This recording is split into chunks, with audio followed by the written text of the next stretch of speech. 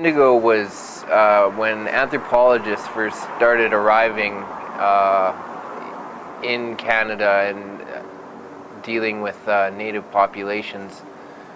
They had heard about this Wendigo syndrome, where people would be allegedly possessed by a spirit, the spirit of the Wendigo, and supposedly had committed cannibalistic murders. But it was regarded as a cultural specific disorder peculiar to the northern Algonquian tribes in Canada and the northeastern U.S.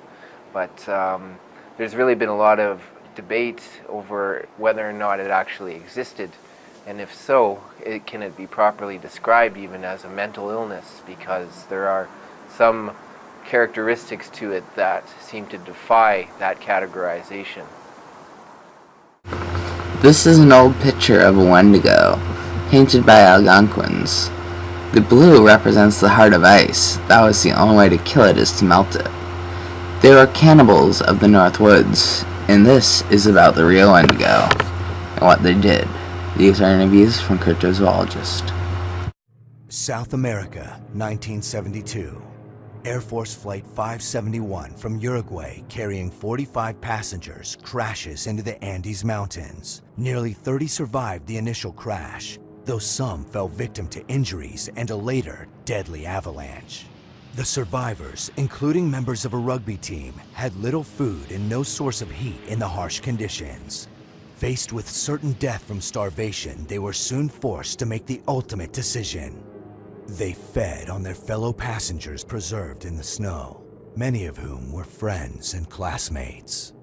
This nightmarish ordeal stretched over 2 months before 2 of the men miraculously reached a remote village, and the last of the 16 survivors were finally rescued.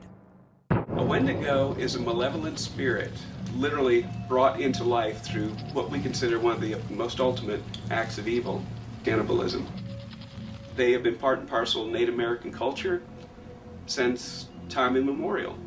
They normally start out as a human that becomes depraved and cannibalistic. And those cannibalistic tendencies make it turn into this monster. The Wendigo is insatiable. It wants flesh, it wants blood. It is never satisfied with the amount of what it can eat. All of its descriptions emphasize its monstrosity, its deviation from mankind. It can literally move between time and space to be where its victims are. And so when the Wendigo has its sights on you as a victim, there is no escape. I think that the Algonquin Indian tale of the Wendigo has more to do with mental health than it does with cannibalism. Wendigo psychosis could be characterized as a very extreme form of cabin fever. Typically what happens in a Wendigo psychosis is that somebody is trapped or isolated with other people for very, very long periods of time.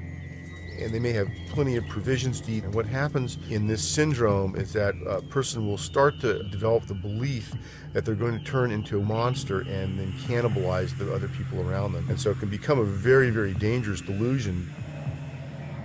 We can think of the Wendigo psychosis as a form of compulsion, and they believe that once they eat the human flesh that they're always going to want to eat it, they'll never get enough. And in a way, this can be similar to a syndrome such as drug addiction.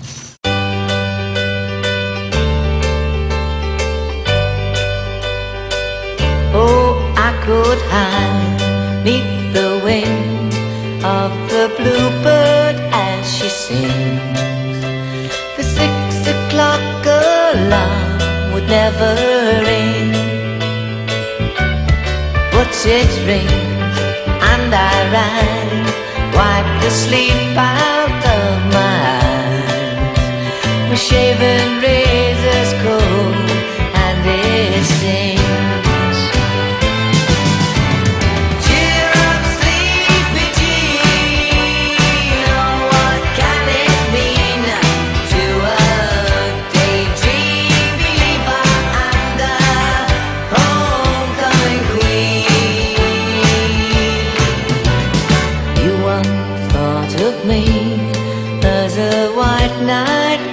misty